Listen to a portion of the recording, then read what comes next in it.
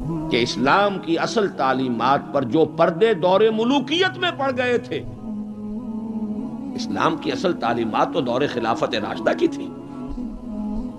اسلام کا آئیڈیل نظام تو وہ تھا کہ دور فاروقی میں سفیر آیا ہے ایران کا، اس نے پوچھا اینا ملککم، تمہارا بادشاہ کہاں ہے؟ اسے جواب ملا لیس لنا ملکن بل لنا امیرن، ہمارا کوئی بادشاہ نہیں ہے، ہمارا تو ایک امیر ہے، امیر المومنین ہے ہمارا۔ بھئی وہ کہاں ہے؟ کوئی محل نظر نہیں آ رہا ہے اس چھوٹی سی بستی کے اندر۔ وہ ہمارے فاروق رہتا کہاں ہے جس کے نام سے تھرا رہے ہیں شہنشاہوں کے ایوان، لرزہ طاری ہے جس کے نام سے، رہتا کہاں؟ بتایا گیا کہ بیت المال کے کچھ اونٹ گم ہو گئے تھے، ہمارا وہ خلیفہ ان کو تلاش کرنے باہر گیا ہوا ہے۔ وہ کسی کو ساتھ لے کر گیا ہوگا کہ پہچان تو سکے، تو دیکھا کہ تھک گئے تھے حضرت عمر فاروق، صبح سے تلاش میں تھے، اونٹ نہیں ملے، تھک گئے، دھوپ تیز ہو گئی، تو ایک جھاڑی کے ذرا سائے میں استراحت فرما رہے ہیں اپنا کوڑا اپنے سر کے نیچے رکھ کر۔ اس نے وہاں کھڑے ہو کر کہا اے عمر، تم انصاف کرتے ہو لہذا تمہیں کوئی خوف نہیں ہے، ہمارے بادشاہ ظلم کرتے ہیں، ان کی جان کانپتی رہتی ہے، اونچی اونچی فصیلوں کے پیچھے بھی وہ لرزتے رہتے ہیں، انہیں باڈی گارڈز کی ضرورت ہے، ان کے لیے تو طرح طرح کی حفاظتوں کا سامان۔ یہ تھا نظام جو محمد عربی نے دیا صلی اللہ علیہ وسلم۔ دور ملوکیت میں تو پھر وہی ایوان سجے، وہی محل بنے، وہی چہیتی بیویوں کے لیے کروڑوں روپے کے مقبرے تعمیر ہوئے، محل بنے، جا کر دیکھ لیجئے الحمرا، دیکھ لیجئے جا کر محل۔ اب وہ محل ہیں لا یرا الا مساکنہم، وہ مسکن اور محل نظر آ رہے ہیں، ان میں رہ بسنے والوں کا نام و نشان مٹ گیا۔ لیکن یہ کہ دور بنو امیہ میں تو پھر بھی ابھی اس طرح کے محل نہیں بنے تھے، دور بنو عباس میں آ کر تو ملوکیت جو ہے اپنی پوری شدت کے ساتھ اور پوری تمام شان و شوکت کے ساتھ دوبارہ جو ہے ظاہر ہوئی۔ تو یہ اسلام کی تعلیم پر جو پردے پڑے ہیں، جو سرمایہ داری پھر آ گئی، جاگیرداری پھر آ گئی، بہانوں سے سود کو جائز کیا گیا، بیع مؤجل کے حوالے سے ہی سود کے لیے راستے کھول دیے گئے، یہ سارے جاگیریں دی جا رہی ہیں، یہ سارا کا سارا نظام آ گیا۔ ظاہر بات ہے جسے سعودی ماڈل درکار نہیں، جسے ایرانین ماڈل منظور نہیں، وہ اس ماڈل کو کیسے پسند کرے؟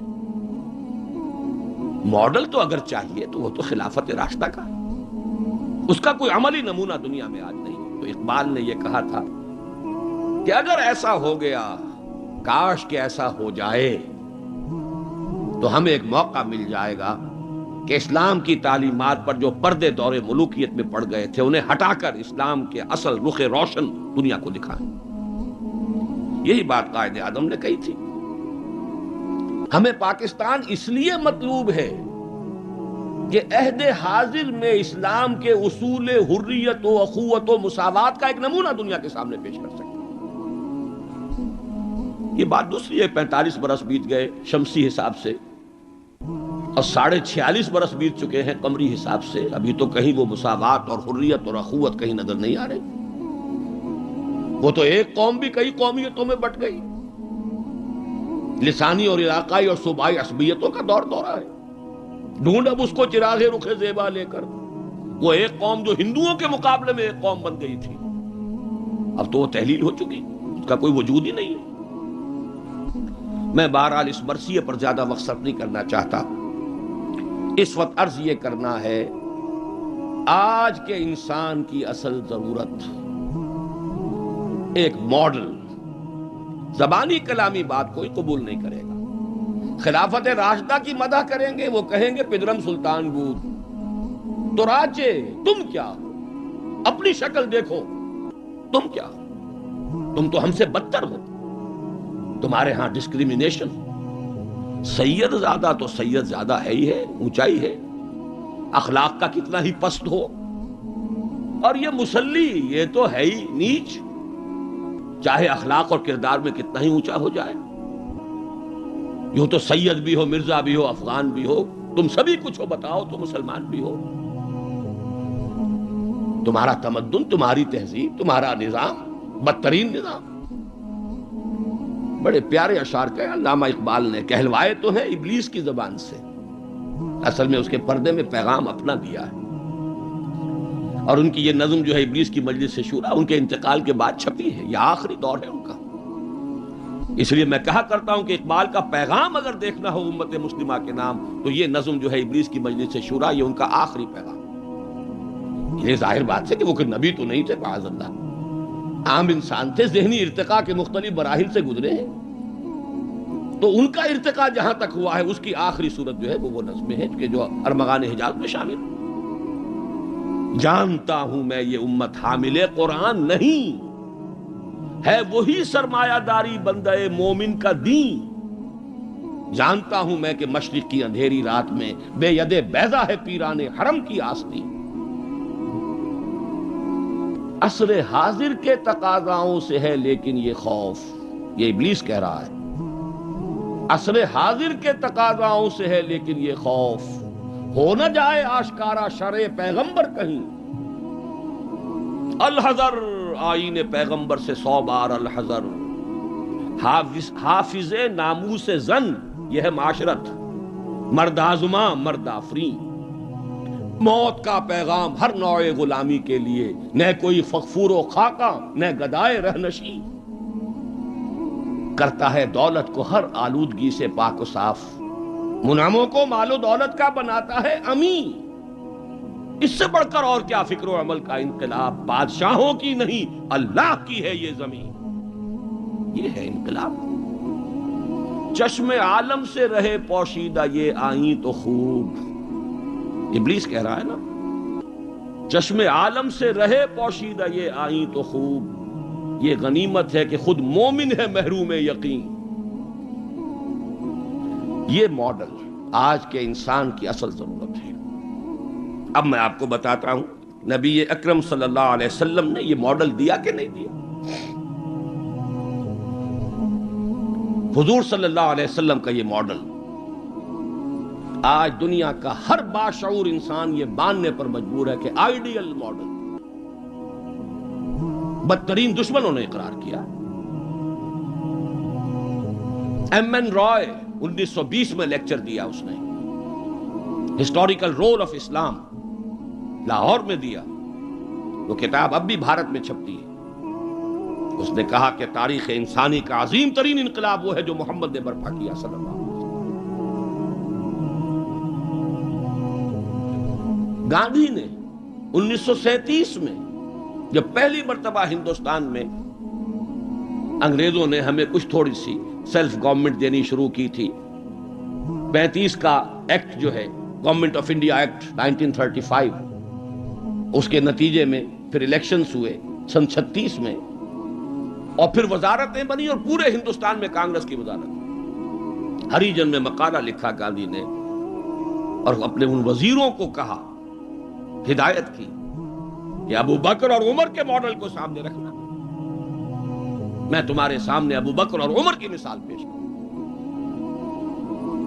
مجھے ایک واقعہ اور یاد آیا ہے، یہ تو چیز چھپی ہوئی ہے، ہریجن کا مقالہ ہے، اس کو تو کوئی شخص ویریفائی کر سکتا ہے۔ ایک واقعہ جو ہے یہ ایک روایت ہے، میں جب پہلی مرتبہ حیدرآباد دکن گیا تھا، یہ آج سے کوئی 10 سال پہلے کی بات ہے،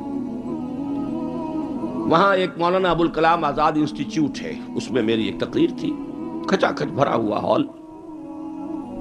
ایک صاحب جو گورنر رہے تھے، پرانے کانگریسی، بوڑھے 80 برس کی عمر کے گورنر رہے تھے بہار کے، بھی نام مجھے اس وقت ذہن سے اتر گیا ہے، وہ ان کی صدارت تھی۔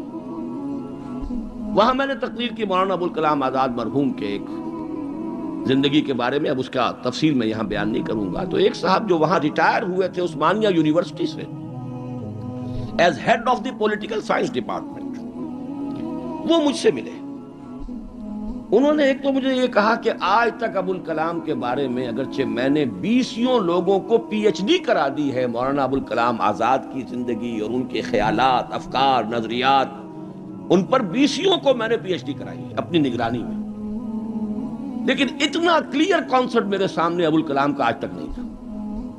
اور وہ 2 جملے میں بیان کر دیتا ہوں۔ میں نے یہ کہا کہ ابوالکلام کی زندگی کے 2 دور تھے، 1912 سے لے کر کا اور 1920 تک کا ابوالکلام یہ تسلسل تھا تحریک شہیدین کا. سید احمد بریلوی رحمت اللہ علیہ اور شاہ اسماعیل شہید رحمہ اللہ، ان کی جو تحریک جہاد تھی اس کا معنوی تسلسل ہے ابو الکلام الہلال اور البلاغ والا ابو الکلام. لیکن پھر 1920 میں اس نے ہمت ہار دی، ماحول سے تعاون نہیں ملا، مخالفت ہوئی علماء کی طرف سے. اس کھاتے کو بند کر کے حزب اللہ کا کھاتا، حکومت الہیہ کے قیام کی جد و جہد، یہ چیپٹر کلوز کیا ابو الکلام.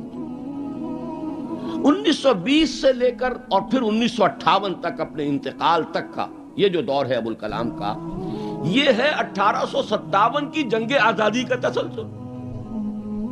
اگر آپ کے ذہن میں اپنی پچھلی صدی کی یہ دو تحریکیں ہوں، 1930 کی جو تحریک تھی 1830 کی، 1826 سے لے کر 1831 میں پھر شہادت ہوئی ہے بالا کوٹ میں، یہ جو تحریک تھی اس کا تسلسل ہے الہلال اور البلاغ والا ابو الکلام. 1857 میں جنگ آزادی تھی، انگریز کے خلاف بغاوت، اسے غدر کہتے تھے، اب جنگ آزادی کہتے ہیں. انگریزی دور میں ہم نے جب تاریخ پڑھی تھی تو وہ غدر کے نام سے تھی. اس میں ہندو اور مسلمان دونوں شریک تھے، متحدہ جد و جہد تھی انگریز سے نجات پانے کی. تو ابو الکلام کی 1920 کے بعد سے لے کر باقی زندگی جو ہے وہ در حقیقت مانوی تسلسل ہے اس جنگ آزادی کا جو 1857 میں لڑی گئی اور ناکام ہو گئی. ناکام تو وہ بھی ہو گئی، تحریک شہیدین بھی ناکام، 1857 کی جنگ آزادی بھی ہو گئی.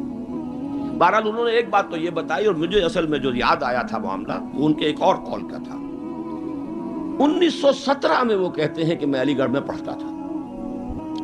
اس وقت تک وہ صرف ایک کالج تھا، ابھی یونیورسٹی نہیں بنا تھا، اور ہاسٹل میں رہتا تھا. تو ایک روز شور مچ گیا، گاندھی جی آئے، گاندھی جی آئے، گاندھی جی آئے. گاندھی ابھی نئے نئے آئے تھے ساؤتھ افریقہ سے، اور وہ گویا کہ انڈیا کے پولیٹیکل ہورائزن پر ابھی وہ ایک رائزنگ سن کی حیثیت سے تھے. شور مچ گیا، گاندھی جی آئے، گاندھی جی آئے. خیر وہ ہم نے ان کو گھیر لیا، کہا کچھ خطاب کیجئے. ان کا خطاب نہیں، میں تو صرف دیکھنے آیا تھا. اور وہ گیا تھا، پہلے حاضری دی تھی سر سید کے قبر پر. پھر اس نے کہا میں آپ لوگوں کو ایک تو خوشخبری دیتا ہوں، آپ کے کالج کے یونیورسٹی بننے کا فیصلہ ہو گیا ہے، چارٹر آپ کی یونیورسٹی کا منظور ہو گیا ہے. آپ کو معلوم نہیں ہوگا، میں آپ کو خوشخبری دے رہا ہوں. لیکن ایک بات میں آپ سے اور کہتا ہوں، لوگ ہمت پر خوش ہو گئے. اگر آپ کا کالج یا آپ کی یونیورسٹی ایک عمر پیدا کر دے تو بہت بڑا احسان ہوگا نو انسان. لیکن مجھے یقین ہے آپ عمر پیدا نہیں کر سکتے، اس لیے کہ میں آپ کے ہاسٹلوں میں چکر لگا چکا ہوں. وہاں قالین بچھے ہوئے ہیں، وہاں عیش اور آسائش کے سامان ہیں. اس ماحول میں عمر پروان نہیں چڑھتا. میں یہ سمجھتا ہوں کہ علامہ اقبال نے جو اشعار لکھے ہیں شاید یہ واقعہ ہی ہو کہ جو اس کی تحریک بنا ہو. تیرے صوفے ہیں افرنگی، تیرے قالی ہیں ایرانی، لہو مجھ کو رلاتی ہے جوانوں کی تن آسانی. تو معلوم ہوا کہ یہ عمر کا وہ مقام گاندھی کی نگاہ میں تھا. اور پھر سن 1937 میں 20 برس بعد وزیروں کو کہا ہے کہ ابو بکر اور عمر کو اپنے سامنے ماڈل کی حیثیت سے رکھو. ایچ جی ویلز نے کہا ہے اگرچہ حضور کی ذاتی زندگی پر، خاص طور پر ازدواجی زندگی پر بڑے رقیق حملے کیے، لیکن پھر اس نے جب حجۃ الوداع کے ذکر پر آتا ہے concise history of the world میں، اس کا پرانا آپ کو کوئی ایڈیشن تلاش کرنا ہوگا، نئے ایڈیشن میں سے یہ پیسیجز نکال دیے ہیں نئے ایڈیٹرز نے. لیکن یہاں کی یونیورسٹی سے میں نے نکلوا کر ایک دفعہ ویریفائی کیا تھا، چونکہ مجھے تو بہت پرانے یہ الفاظ یاد تھے، لیکن پھر میں نے انہیں تازہ کیا کراچی یونیورسٹی کی لائبریری سے. اس میں وہ لکھتا ہے، وہ حضور کے خطبے کے الفاظ نقل کر کے، لا فضل لعربی علی عجمی ولا لعجمی علی عربی ولا لاحمر علی اسود ولا لاسود علی احمر الا بالتقوی کلکم بنو آدم وآدم من تراب. اس کا ترجمہ دے کر پھر لکھتا ہے کہ اگرچہ ہیومن فریٹرنیٹی، فریڈم اور ایکویلٹی کے سرمنز تو پہلے بھی بہت کہے گئے تھے، جیزس آف نزارت کے ہاں حضرت مسیح کا تذکرہ کر رہا ہے، جیزس آف نزارت کے ہاں بھی سرمنز تو بہت ہیں، لیکن یہ ماننا پڑتا ہے کہ تاریخ انسانی میں پہلی مرتبہ محمد نے ان اصولوں پر ایک معاشرہ قائم کر کے دکھایا. اس سے بڑا ٹریبیوٹ کیا ہوگا؟ اور دشمن ہے، ذاتی اعتبار سے حملے کر رہا ہے، رقیق حملے کر رہا ہے، استہزاء کر رہا ہے یہ تعدد ازدواج کا،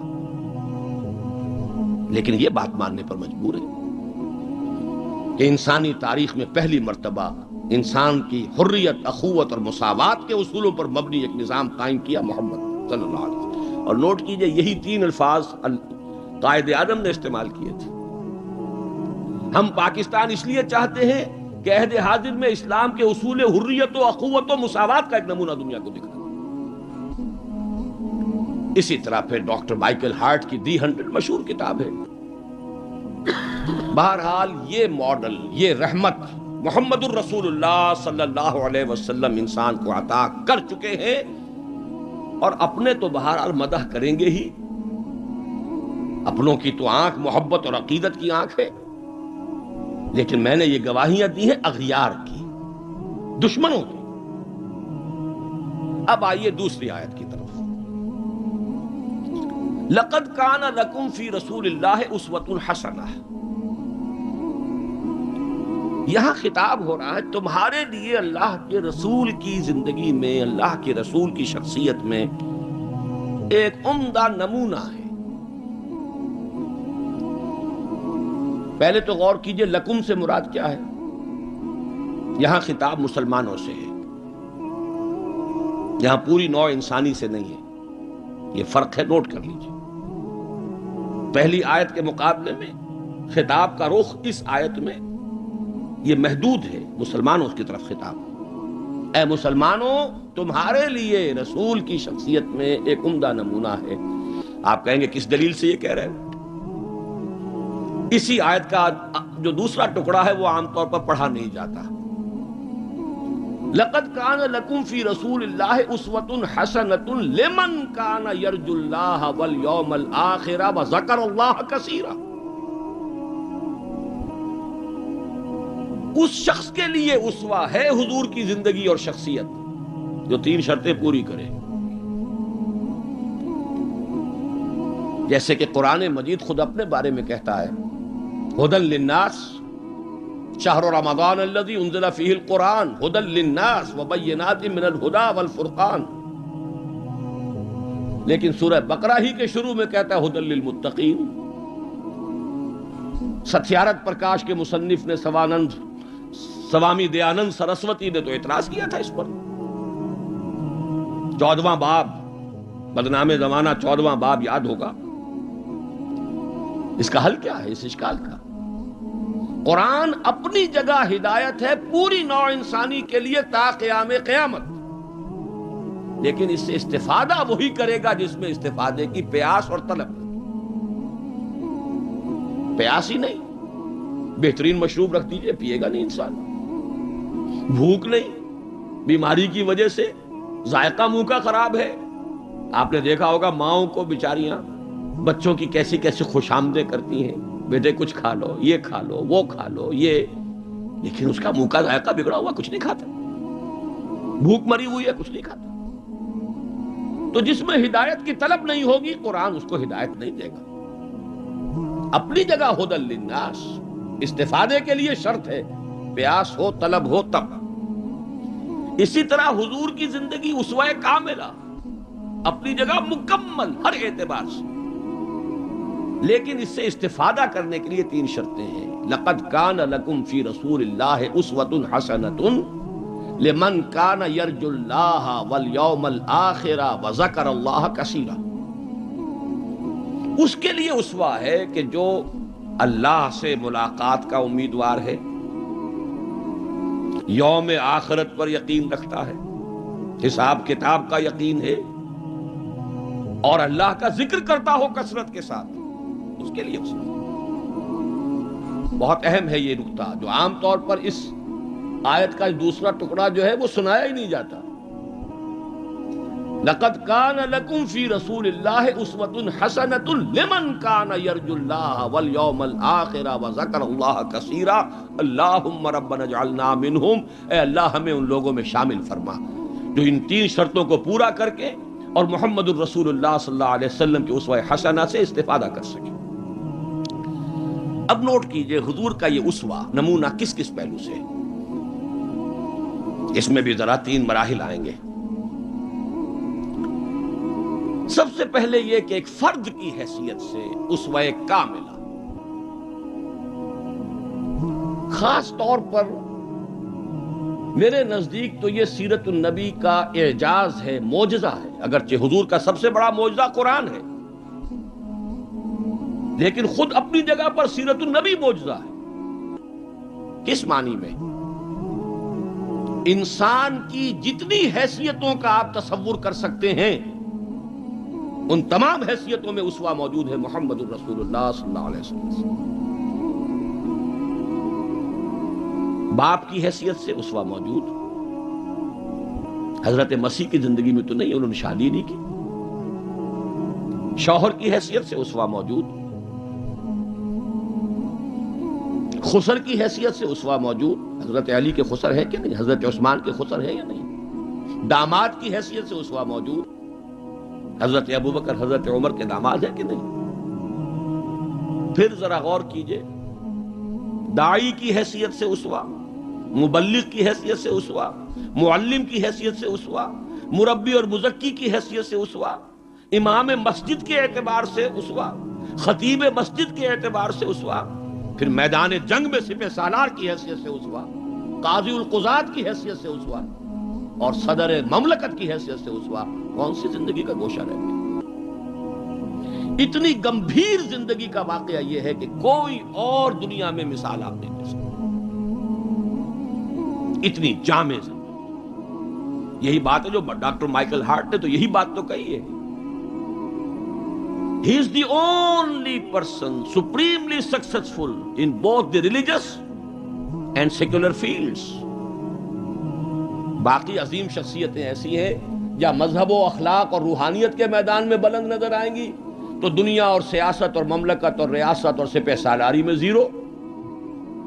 گوتم بدھ کا ادھر اونچا مقام ہے، ادھر زیرو۔ حضرت مسیح کا ادھر اونچا مقام، ادھر زیرو۔ حضرت مسیح ابھی آئیں گے، دوسرا میدان بھی، اس میں بھی ان کی جولانیاں ہوں گی، لیکن اس وقت تک دنیا جس مسیح سے واقف ہے ان کی زندگی میں تو دوسرا کھاتا ہی نہیں ہے، کھانا کھلا ہی نہیں۔ اور ادھر آئیے سکندر اعظم کہاں میکڈونیا سے چلا ہے اور بیاس تک پہنچ گیا ہے 3 سال کے اندر اندر، لیکن روحانیت اور مذہب اور اخلاق کے معاملے میں زیرو سے کام نہیں چلتا، کوئی مائنس ویلیو لانی پڑے گی۔ اسی طرح اٹیلا، اسی طرح چنگیز خان۔ ایک ہی شخصیت ہے، the only person supremely successful in both the fields, گویا کہ ہر اعتبار سے اسوہ کاملہ۔ یہاں بھی ایک نقطہ ذرا سی ڈائگریشن ہے۔ ایک پہلو ایسا ہے انسانی زندگی کا جس میں حضور اس کا کی شخصیت یا آپ کی سیرت اسوہ نہیں ہے۔ آدمی چونک جائے گا، اسے شاید توہین پر محمول کرے، لیکن ہے۔ اور وہ شخصیت کا پہلو ہے ایک عورت کی حیثیت سے، بیوی کے لیے اسوہ، ماں کے لیے اسوہ، کہاں سے آئے گا؟ آخر آدھی انسانیت ہے، نصف بہتر حیات آپ تو کہتے ہیں، دی بیٹر ہاف، اس کے لیے اسوہ، اس کی نسوانی زندگی کے اعتبار سے اسوہ کا۔ دیکھیے یہی نقطہ ہے، نوٹ کر لیجئے، دل پر لکھ لیجئے۔ یہی وجہ ہے کہ جس سورہ مبارکہ میں یہ آیت آئی ہے لَقَدْ كَانَ لَكُمْ فِي رَسُولِ اللَّهِ أُسْوَةٌ حَسَنَةٌ، اسی میں فرمایا گیا اے نبی کی بیویوں تمہیں اسوہ بننا ہے پوری نوع انسانی۔ یا نساء النبی لستن کاحد من النساء، اے نبی کی بیویوں تم عام عورتوں کے مانند نہیں۔ نبی کی زندگی میں جو خلا ہے، اس لیے کہ وہ مرد ہے، اسوہ کے اعتبار سے جو خلا رہ گیا ہے اسے تمہیں پر کرنا ہے۔ انما یرید اللہ لیذھب عنکم الرجس اہل البیت ویطہرکم تطہیرا، اللہ چاہتا ہے کہ تم سے ہر طرح کی گندگی آلائش کو خوب دھو کر پاک کر دے، تطہیر جتنا کہ تطہیر کا حق ہے بتمام و کمال تمہاری شخصیتوں میں پورا ہو جائے، اس لیے کہ تم پوری امت کے لیے، نوع انسانی کے لیے اسوہ کی وہ کمی کہ جو سیرت محمدی میں ہے صلی اللہ علیہ وسلم، اس خلا کو پر کرنے والی بنو گی۔ بہرحال انفرادی حیثیت میں گمبھیر ترین اسوہ حضور کی زندگی میں موجود، اسی کا ایک رخ اور بھی ہے انفرادی زندگی کا، اور وہ ہے اخلاقیات۔ حضور کا اپنا قول ہے، انما بعثت لاتمم مکارم الاخلاق، مجھے اس لیے بھیجا گیا ہے، مبعوث کیا گیا ہوں تاکہ اخلاق کی بہترین جو بلندیاں ہیں ان کی تکمیل کر دوں، اتمام کر دوں۔ اس کا مفہوم کیا ہے، اس کو سمجھ لیجیے۔ علیحدہ علیحدہ انڈیویجول ایتھیکل ویلیوز، اخلاقی قدریں مختلف انبیاء کی زندگی میں اپنے نقطۂ عروج کو پہنچ چکی تھی۔ صبر میں حضرت ایوب سے آگے کس کا مقام ہوگا؟ ان کے تو نام کا جز ہے ایوب صابر، محاورہ ہے صبر ایوب۔ تسلیم میں حضرت اسماعیل سے آگے کون جائے گا جو گردن رکھ رہا ہے، ابا جان چلائیے چھری، ستجدنی انشاءاللہ من الصابرین۔ سر تسلیم خم ہے جو مزاج یار میں آئے، اس سے کوئی اونچا مقام ہوگا؟ استقامت میں حضرت نوح سے آگے کوئی جا سکتا ہے؟ 950 برس کس پر آئے؟ 950 برس۔ فَلَبِثَ فِيهِمْ أَلْفَ سَنَةٍ إِلَّا 50 عاما۔ دعوت اور تبلیغ میں استقامت سے اس سے آگے تو کوئی مقام ممکن نہیں۔ غیرت اور حمیت اور جلال دین کے لیے حضرت موسیٰ سے آگے کون جائے گا؟ زہد اور لذات دنیا سے کنارہ کشی میں حضرت مسیح اور حضرت یحییٰ سے آگے کون سا مقام؟ اب کمی کون سی تھی؟ یہ ہے بات سوچنے کی۔ پھر اتمام کس کا کیا حضور؟ یہ اتمام ہے جامعیت کا اتمام، ان تمام اقدار کو جمع کر کے ایک بہترین گلدستہ توازن، اعتدال کے ساتھ ان سب کو ایک شخصیت میں جمع کر دینا، یہ ہے وہ اتمامی اور تکمیلی شان جو محمد الرسول اللہ صلی اللہ علیہ وسلم کی ہے اس میدان میں۔ زہد بھی ہے لیکن ازواج مطہرات بھی ہے، نکاح بھی ہے۔ وہ زہد نہیں ہے کہ جو رہبانیت والا زہد ہو۔ حضرت عائشہ کی شہادت ہے کہ حضور بیٹھے ہوتے تھے ہمارے مابین اور پیار اور محبت کی باتیں ہوتی تھیں، وہ زاہد خشک کا معاملہ نہیں تھا حضور کا۔ حضور نے خود فرمایا مجھے تمہاری اس دنیا سے 3 ہی چیزیں پسند ہیں، ان میں سے ایک عورت کا ذکر کیا، کوئی حجاب نہیں، جو فطرت ہے جو اللہ نے بنائی ہے، بھرپور عائلی زندگی بسر کی ہے، اور بہت محبت کرنے والے اور محبت دینے والے شوہر تھے محمد صلی اللہ علیہ وسلم۔ لیکن جیسے ہی اذان کی آواز آتی تھی ایسے اٹھ کر چلے جاتے تھے کہ جیسے ہم سے کوئی تعلق ہی نہیں، سروکار ہی نہیں، ہم سے واقف ہی نہیں کہ ہم کون۔ یہ ہے وہ درمیانے قار دریا تختہ بندم کر دئی، باز می گوئی کہ دامن تر مکن ہوشیار باش۔ اچھا دیکھیے یاد آ گیا ہے، آپ کی بھی طبیعت اس وقت جو ہے میں تو دیکھ رہا ہوں آمادگی ہے، وقت کچھ زیادہ بھی صرف ہو جائے تو کوئی حرج نہیں۔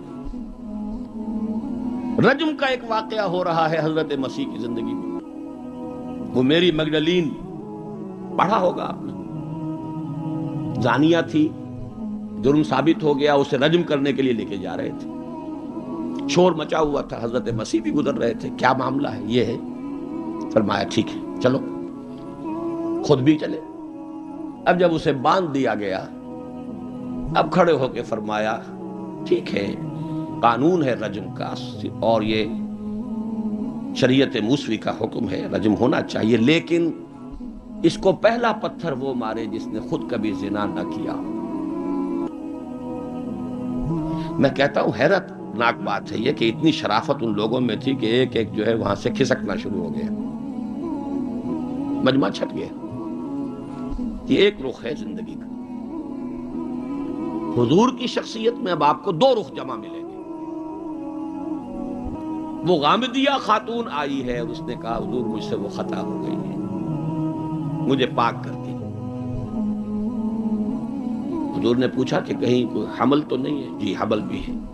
تو جاؤ، جرم تمہارا ہے، اس جان کا کیا جرم ہے جو تمہارے پیٹ میں ہے؟ وضع حمل کے بعد آنا۔ اب آئی ہے وہ وضع حمل کے بعد، بچہ گود میں ہے۔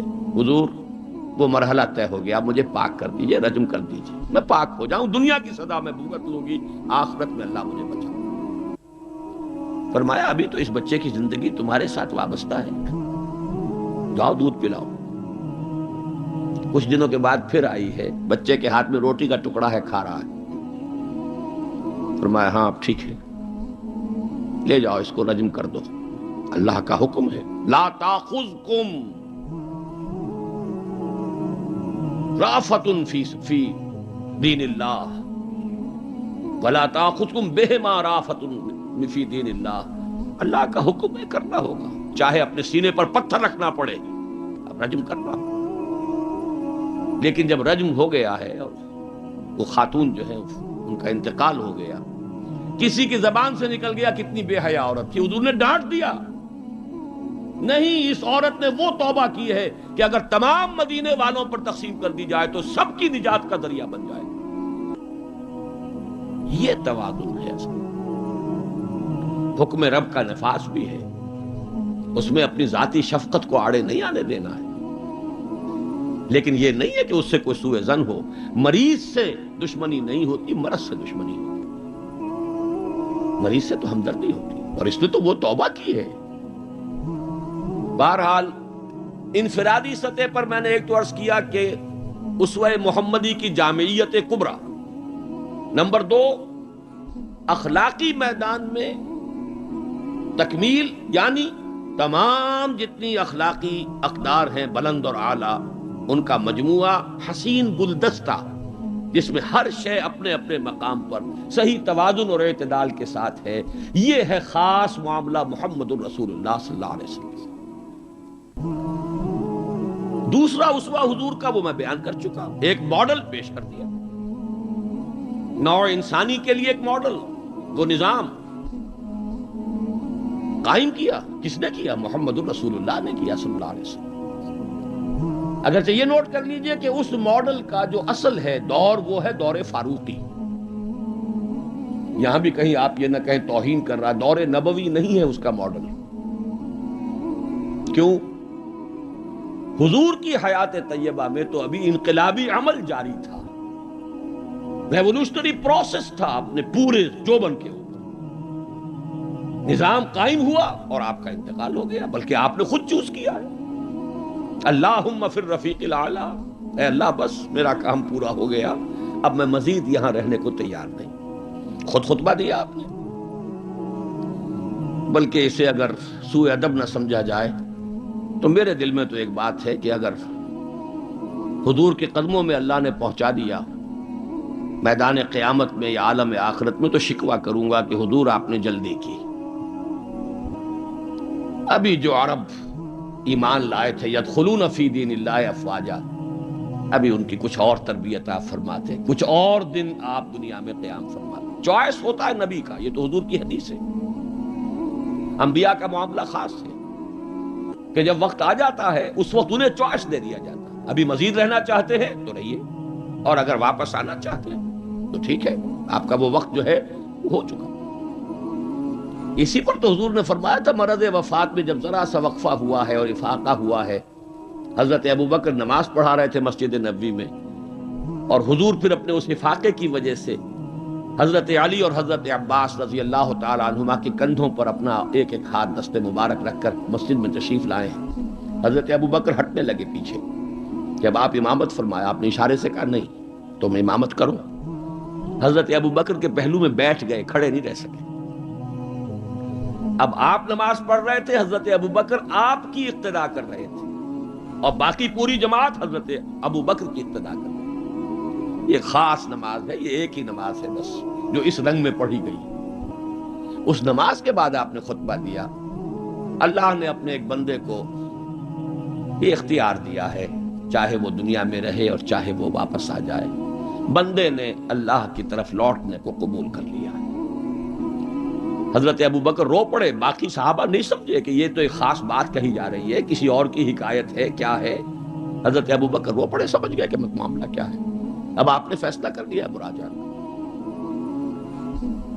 بہرحال میں یہ عرض کر رہا تھا کہ حضور کی حیات طیبہ بہت گمبھیر انقلابی عمل ہے جو اس کے اندر چھایا ہوا ہے، اس میں پھر ابھی اس نظام کی برکات جو ہے وہ نمایاں نہیں ہے، موجود ہیں، نمایاں نہیں ہے۔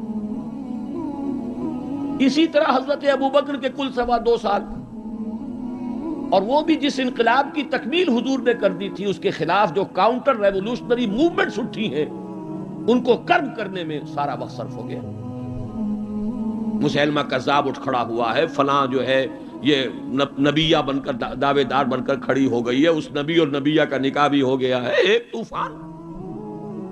منکرین زکوٰۃ کھڑے ہو گئے ہیں، اور شاید آپ نے کبھی نوٹ نہ کیا ہو، نوٹ کر لیجئے، یہ سورت تو آپ پڑھتے ہی ہیں، اذا جاء نصر اللہ والفتح ورأیت الناس يدخلون فی دین اللہ افواجا، لیکن یہ کہ اس کی ایک برعکس تصویر بھی ہے، وہ دیکھ لیجئے کہ حضور کے انتقال کے بعد وہ جو فوج در فوج آئے تھے، فوج در فوج نکل بھی گئے تھے، یخرجون من دین اللہ افواجا، اور دارالاسلام جو ہے وہ صرف مدینے تک محدود ہو کر رہ گیا تھا۔ حضرت ابوبکر کی فضیلت جو ہے در حقیقت اسی سے ظاہر ہوتی ہے، with an iron fist and with an iron will، جس طرح آپ نے مقابلہ کیا ہے اور کرش کر دیا ہے ان تمام جو بھی قوتیں اٹھی۔ حضرت عمر تک گھبرا رہے ہیں، مشورہ دے رہے ہیں کہ دیکھیے ایک دم 3 محاذ نہ کھول لیجئے، حالات بڑے خراب ہیں، بڑے نازک ہیں، آپ نہ تو جیش اسامہ کو روک رہے ہیں، ٹھیک ہے آپ کا کہنا ہے کہ جس لشکر کا علم جو ہے حضور نے عطا کر دیا ہو، میں کیسے اس لشکر کو روک لوں؟ پھر آپ مدعیان نبوت کے خلاف بھی لشکر بھیج رہے ہیں، وہ بھی سمجھ میں آتا ہے، وہ تو کافر ہو گئے، مرتد ہو گئے، لازماً ان کے خلاف تو جہاد کرنا ہے، لیکن کم سے کم ان زکوٰۃ کا انکار کرنے والوں کے معاملے میں سوچئے، نرمی کیجئے، تیسرا محاذ نہ کھولیے۔ انہوں نے نہ کسی نئے نبی کی دعوت کو قبول کیا ہے، نہ وہ ابھی نماز کا انکار کر رہے ہیں، بلکہ زکوٰۃ بھی یہ نہیں کہتے کہ ہم نہیں دیں گے، صرف یہ کہتے ہیں کہ ہم حکومت کو نہیں دیں گے، تو تھوڑی سی نرمی کیجئے۔ حضرت عمر کو ڈانٹ پلائی ہے حضرت ابوبکر نے، اے عمر تم دور جاہلیت میں تو بڑے سخت تھے اور بڑے ہمت والے تھے، اسلام میں آ کر کمزور ہو گئے۔ اور پھر وہ تاریخی الفاظ کہے ہیں، ایبدل الدین وانا حی، کیا دین کے اندر ترمیم ہوگی جبکہ میں ابھی زندہ ہوں؟ میری زندگی میں دین میں ترمیم نہیں ہو سکتی، خدا کی قسم اگر کسی اور نے میرے ساتھ نہ دیا تنہا جاؤں گا اور ان مانعین زکوٰۃ سے جہاد کروں گا۔ یہ آئرن ول اور آئرن فسٹ، ابو بکر رقیق القلب نحیف الجثہ انسان۔ لہذا اس 2.25 سال میں بھی اصل جو برکات ہیں ان کا ظہور نہیں ہو پا رہا۔ اصل میں جسے انگریزی میں آپ کہتے ہیں للی ان بلوم، یہ گلاب کا پھول پوری طرح کھل کر جو سامنے آیا ہے وہ دور فاروقی ہے رضی اللہ تعالی عنہ، اس کی وہ شانیں ہیں۔ وہ سفیر کا واقعہ سنا چکا ہوں، حریت کا معاملہ دیکھیے کہ سعد ابن ابی وقاص کے بارے میں پرچہ نویس نے اطلاع دی ہے ایران سے، گورنر ہے ایران کے حضرت سعد ابن وقاص، اور گورنر اس لیے ہے کہ خود فاتح ایران ہیں، یہ ریوڑیوں کی طرح بٹی ہوئی گورنریاں نہیں ہے کہ اس کو دے دو اس کو دے دو، جس کو چاہو دے دو، خود فاتح ایران سعد ابن ابی وقاص۔ اور آدمی کون ہے وہ؟ ایک ہی انسان ہے جس کے بارے میں حضور نے فرمایا، اے سعد تم پر میرے ماں باپ قربان۔ غزوہ احد میں جب لرغہ کیا ہے کفار نے اور حضور کو شہید کرنے کے لیے سر توڑ کوشش کی ہے، اس وقت تیر اندازی کر رہے تھے حضرت سعد ابن ابی وقاص رضی اللہ تعالیٰ عنہ، یکی عشرہ مبشرہ۔ اس وقت حضور نے کہا تھا تیر چلائے جاؤ اے سعد، تم پر میرے ماں باپ قربان۔ وہ سعد ہیں کہ پرچہ نویس نے اطلاع دی ہے کہ سعد نے اپنے گھر کے باہر ایک ڈیوڑی بنا لی ہے، دربان کھڑا کر دیا ہے، حضرت بلال کو بھیجا ہے، خط میں ڈانٹ دی ہے، لیکن بلال کو حکم تھا کہ پہلے جا کر ڈیوڑی کو آگ لگا دینا پھر یہ خط دینا سعد کو۔ نے آگ لگائی ہے پھر جا کر یہ خط دیا ہے، خط میں لکھا ہے سعد لوگوں کو ان کی ماں نے آزاد جنا تھا، تم نے انہیں اپنا غلام کب سے بنا دیا؟ حریت کا اس سے اونچا تصور کوئی ہوگا؟ ایک عورت ٹوک رہی ہے، عمر جی محمد عورت تھی، یہ کیا تم نے حکم نافذ کیا ہے کہ مہر اس سے زیادہ نہیں ہوگا؟ ہمارے جس حق پر اللہ نے کوئی حد نہیں لگائی، تم کون ہوتے ہو حد لگانے والے؟ قرآن کی آیت ہے، فَآتَيْتُمْ إِحْدَاهُنَّ قِنْطَارًا، تم نے اگر اپنی کسی بیوی کو ڈھیروں دیا ہو سونا تب بھی واپس نہیں لے سکتے۔ جب قرآن نے ڈھیروں سونے تک کی اجازت دی ہے، تم کون ہوتے ہو اس کے اندر ترمیم کرنے والے؟ عمر وہیں کہتے ہیں آج ایک بڑھیا نے عمر کو دین سکھایا اور آرڈیننس واپس۔ حریت، احتساب، تنقید، مساوات، اگر یہ کچھ چڑیاؤں کے نام ہیں، ہمارے لیے تو یہ چڑیاں ہیں، ان کا ہے، صرف شکلیں ہیں، نام ہیں، حقیقت کہیں نہیں۔ ان تمام چیزوں کی بتمام و کمال حقیقت دیکھنی ہو تو حضرت فاروق کا دور ہے۔ بیت المقدس کا سفر کر رہے ہیں اور ایک اونٹ تقریباً 700 میل کا سفر ہے، کوئی نجی سفر نہیں ہے، کوئی انٹوریج نہیں ہے، کوئی 250 300 400 آدمی ساتھ نہیں ہے، کوئی پورا بوئنگ 747 نہیں لے جایا گیا عمرے کے لیے، ایک اونٹ ایک خادم، اسی اونٹ پر راشن بھی ہے، لہذا بیک وقت 2 آدمی نہیں بیٹھ سکتے، ایک ہی آدمی سواری کر سکتا۔ ایک منزل میں خلیفہ وقت اوپر بیٹھے ہیں اور خادم نکیل پکڑ کر آگے چل رہا ہے، اگلی منزل میں خادم اوپر بیٹھا ہے اور خلیفہ وقت نکیل پکڑ کر چل رہا ہے، اور آخری وقت میں باری اتفاقاً آ گئی خادم کی، اس نے ہاتھ جوڑ دیا کہ خدا کے لیے لوگ کیا کہیں گے، میرے سر ہو جائیں گے۔ فرمایا نہیں، الدور دورک، نہیں، باری تمہاری ہے۔ اور اس محاذ پر تھے کون کمانڈر؟ ابو عبیدہ بن الجراح رضی اللہ تعالی عنہ، امین هذه الامہ۔ جب غلغلہ ہوا، آ گئے عمر، آ گئے عمر، آ گئے، تشریف لے آئے۔ اب وہ آئے ہیں استقبال کے لیے، دیکھا کپڑے سخت میلے، ننگے پاؤں، درمیان میں کہیں کیچڑ آیا تھا، پیدل چل کے آ رہے تھے تو جوتے بھی ہاتھ میں لے لیے تھے۔ کہا یہ آپ کیا کر رہے ہیں؟ اپنا حلیہ کوئی درست کیجئے، یہ بڑا متمدن ملک ہے، بڑے مہذب لوگ ہیں یہ شام کے لوگ، کیا کہیں گے؟ ڈانٹ پلائی ہے حضرت ابو عبیدہ کو بھی۔ نحن قوم اعزنا اللہ بالاسلام، اے ابو عبیدہ کیا ہو گیا ہے تمہیں؟ ہم وہ لوگ ہیں کہ ہمیں جو عزت اللہ نے دی ہے وہ اسلام سے دی ہے، کپڑوں سے نہیں دی۔ واقعہ یہ ہے کہ یہ ہے وہ heights by great men reached and kept، یہ مثالیں ہیں، یہ آئیڈیل ہے، یہ اسوہ ہے، اور اس میں کمال عمر کا نہیں ہے، کمال محمد الرسول اللہ کا ہے صلی اللہ علیہ وسلم۔ درخت اپنے پھل سے پہچانا جاتا ہے، عمر تو درخت کا پھل ہے، ابو بکر اس درخت کے پھل ہیں، صحابہ کرام اس شجرہ طیبہ کے برگ و بار ہیں، اسوہ تو محمد کا ہے صلی اللہ علیہ وسلم۔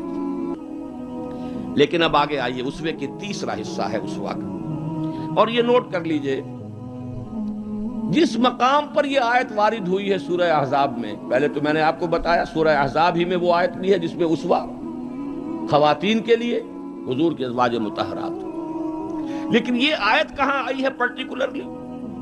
وہ ہے غزوہ احزاب، جنگ کا مرحلہ۔ یہ جنگ کس لیے لڑی جا رہی تھی؟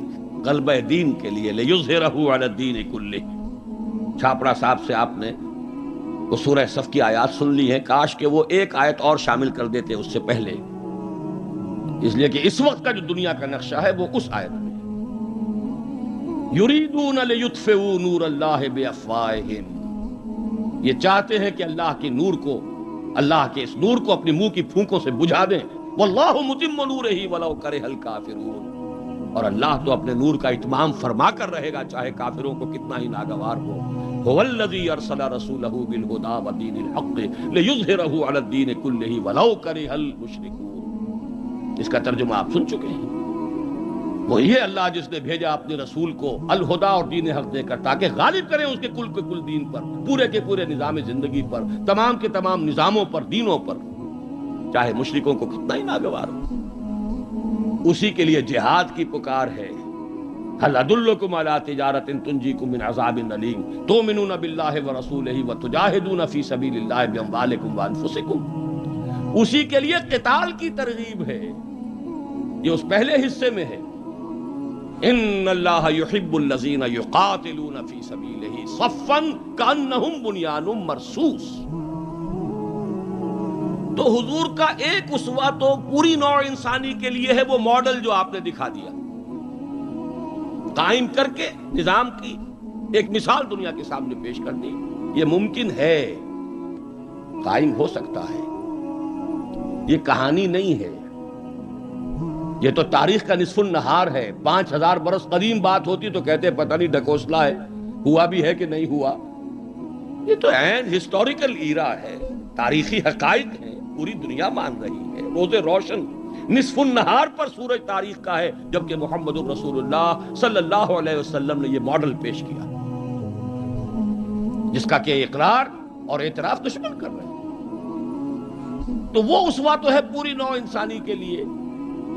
میں نے آپ کو نوٹ کرایا تھا لقد کان لکم. وہ اسوہ جو اس امت کے لیے ہے وہ کون سا اسوہ ہے؟ وہ اسوہ ہے وہ طریقہ کار جس سے کہ آپ نے وہ انقلاب برپا کیا. کیسے قائم کیا؟ منہج کیا تھا؟ منہاج کیا تھا؟ طریقہ کار کیا تھا؟ پہلے کیا کیا تھا؟ پھر کیا کیا تھا؟ اگلا قدم اٹھایا تو کیوں اٹھایا؟ پہلے نہیں اٹھایا تو کیوں نہیں اٹھایا تھا؟ کیا سبب ہے کہ مکے میں حکم دیا جا رہا ہے چاہے تمہارے ٹکڑے اڑا دیے جائیں، تمہیں زندہ آگ کے اندر جلا دیا جائے، تب بھی تم ہاتھ نہیں اٹھاؤ گے؟ کفو ایدیکم، اپنے ہاتھ بندھے رکھو. نو ریٹیلیشن، نو ریونج، کوئی انتقام نہیں، کوئی قصاص نہیں. آئے گا وہ وقت جب تمہارے ہاتھ کھول دیے جائیں گے. نغمہ ہے بلبل شوریدہ تیرا خام، ابھی اپنے سینے میں اسے اور ذرا تھام. ابھی اپنے ہاتھ روکے رکھو، چاہے تمہارے جسم کے ٹکڑے کر دیے. کیا وجہ ہے؟ پھر کیا وجہ ہے؟ ہاتھ کھل گئے، کیوں کھل گئے؟ فیصلہ کن چیز کون سی تھی؟ ہاتھ بندھے ہوئے تھے تو کیوں بندھے ہوئے تھے؟ کھلے تو کیوں کھلے؟ کب کھلے؟ کس تبدیلی کی وجہ سے کھلے؟ کیا وجہ ہے کہ سن 6 میں صلح حدیبیہ کر رہے ہیں اور بظاہر گر کر اور دب کر رہے ہیں؟ ہر مسلمان کا خون کھول رہا ہے. حضرت عمر سے تو ضبط نہیں ہو سکا. ساری عمر پچھتاتے رہے کہ میں نے گستاخی کا معاملہ کیا تھا. جو جا کر حضور سے کہا تھا کیا ہم حق پر نہیں ہیں؟ فرمایا ہاں ہم حق پر ہیں. تو پھر ہم دب کر صلح کیوں کر رہے ہیں؟ فرمایا میں اللہ کا رسول ہوں، وہی کر رہا ہوں جس کا مجھے حکم ہے.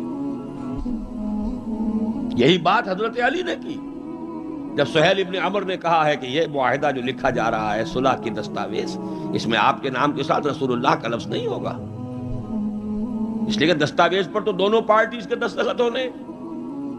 اگر ہم آپ کو اللہ کا رسول مان لیں تو جھگڑا کائے گا؟ پھر ہم تو نہیں مانتے کہ آپ اللہ کے رسول ہیں. یہ معاہدہ ہوگا محمد ابن عبداللہ اور قریش کے مابین.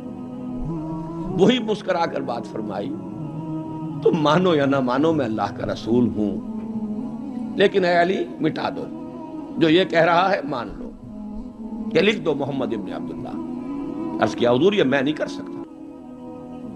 غیرت و حمیت حضرت عمر میں ہے، حضرت علی میں ہے، کوئی فرق نہیں. کچھ فرق نہیں ان چاروں میں. معلوم ہوا ہے کرنے ایک ہی سورج کی. اس اعتبار سے نوٹ کیجئے کہ خون کھول رہا ہے، اور خون کھولنے کی مثال میں آپ کو اب دیتا ہوں. ایک ایک شخص کا خون کھول رہا ہے، یہاں تک کہ ابو بکر کا خون کھول رہا ہے. یہ دوسری بات ہے، ضبط اتنا ہے کہ بولے نہیں. کیسے معلوم ہوا کہ خون کھول رہا تھا ابو بکر کا بھی؟ جب صلح ہو گئی حضور نے فرمایا مسلمانوں اب احرام کھول دو، جو ہدی کے جانور ہیں یہیں ذبح کر دو. کوئی نہیں اٹھا. دوسری مرتبہ فرمایا مسلمانوں اٹھ جاؤ، اٹھو، اب جو ہو گیا صلح ہو گئی ہے، احرام کھول دو. کوئی نہیں اٹھا. ابو بکر بھی نہیں اٹھے، ایک آدمی نہیں اٹھا. تیسری مرتبہ پھر کہا. حیران ہو گئے کہ یہ صحابہ کا یہ معاملہ. حضور کا حکم، اس کی ایک توجیہ ہے، وہ میں بعد میں عرض کروں گا، لیکن پہلے واقعہ کیا ہے اس کو سمجھیے۔ دل گرفتہ ہو کر حضور اپنے خیمے میں گئے، ناراض ہو کر، دل گرفتہ۔ حضرت ام سلمہ تھا ساتھ تھی رضی اللہ تعالی، بڑی مدبر خاتون، بہت مدبر خاتون۔ جا کر کہا ہے کہ مسلمانوں کا یہ حال ہے سب کا، میں نے 3 مرتبہ کہا ہے، کوئی نہیں اٹھ رہا۔ حضرت ام سلمہ نے مشورہ دیا، حضور آپ کسی سے کچھ کہیے نہیں، اپنا احرام کھول دیجئے، قربانی دیجئے۔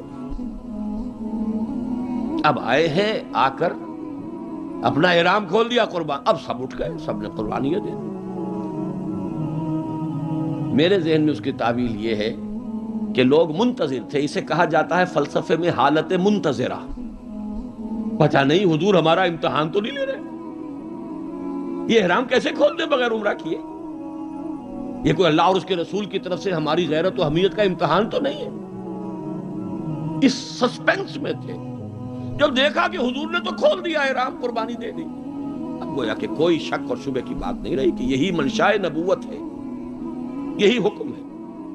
لہذا کوئی ایک بھی نہیں تھا کہ جو پیچھے رہ گیا۔ لیکن میری گفتگو اس وقت اس مرحلے پر تھی کہ قابل توجہ ہے یہ بات۔ 2 سال قبل سن 6 میں حضور صلی اللہ علیہ وسلم بظاہر گر کر دب کر صلح کر رہے ہیں، اور 2 سال کے بعد قریش کا سردار آ کر ابو سفیان خوش آمدیں کر رہے ہیں۔ اس لیے میں ادب کا اس سے نام لوں گا کہ ایمان لے آئے بعد میں، صحابی ہے۔ خدا کے لیے ہماری طرف سے خطا ہوئی ہے، ہمارے ایک قبیلے نے، ہمارے حلیف قبیلے نے صلح کو توڑا ہے، رینیو کر دیجئے، دوبارہ وہ ٹریٹی ہو جائے، دوبارہ معاہدہ ہو جائے۔ حضور نہیں سن رہے، سفارشیں کرا رہے ہیں، حضرت علی سے کرا رہے ہیں، فلاں سے کرا رہے ہیں۔ خدا کے لیے سفارش کرو، منواؤ۔ ابو سفیان بڑے مدبر انسان، انہیں پتا تھا اب ہمارے اندر طاقت نہیں ہے، اب ہم مقابلہ نہیں کر سکتے محمد کا۔ 2 برس جو حضور کو مل گئے، اس میں جو آپ نے پھر اپنی دعوت اور جو تنظیم اور تربیت کے مراحل جس تیزی کے ساتھ آگے بڑھائے ہیں، خیبر فتح کر لیا، اتنی بڑی فتح، صلح حدیبیہ کے فوراً بعد، جب اندرون ملک عرب کوئی اندیشہ نہیں رہا، سیدھے آپ نے تیر کی طرح رخ کیا خیبر کا، اور وہ گڑھ اور قلعہ جو ہے یہود کا، اس کو پاش پاش کر دیا۔ اب طاقت اتنی ہو چکی تھی کہ ابو سفیان کو معلوم تھا we are no match to Muhammad now صلی اللہ علیہ وسلم۔ اس لیے بلکہ اس میں بھی واقعہ سن لیجئے، حضرت ام حبیبہ ابو سفیان کی بیٹی ہے، حضور کے نکاح میں ہے، معلوم ہوا کہ this is the nearest approach، اس سے زیادہ سفارش اور کون سی ہوگی؟ اپنی بیٹی جو ہے خود نبی کے گھر میں، بڑی امیدیں لے کر گئے ہوں گے ابو سفیان۔ حضرت ام حبیبہ کے حجرے میں جب گئے، چارپائی پر بیٹھنے لگے تھے، انہوں نے کہا ابا جان ذرا ٹھہریے، بستر بچھا ہوا تھا اس کو طے کر دیا کہ اب بیٹھیے۔ اب یہ قریش کا سردار، مکے کا چیف، پوچھتے ہیں بیٹی یہ بستر میرے لائق نہ تھا یا میں اس بستر کے لائق نہ تھا؟ فرمایا ابا جان آپ اس بستر کے لائق نہیں ہیں، یہ محمد الرسول اللہ کا بستر ہے، آپ مشرک ہیں، کافر ہیں، نجس ہیں۔ تو میں یہ کہا کرتا ہوں کہ کیا ان کو خیال رہا ہوگا کہ اب کیا سفارش کے لیے اس بیٹی سے کہے جن کا معاملہ، جس کا طرز عمل یہ ہے۔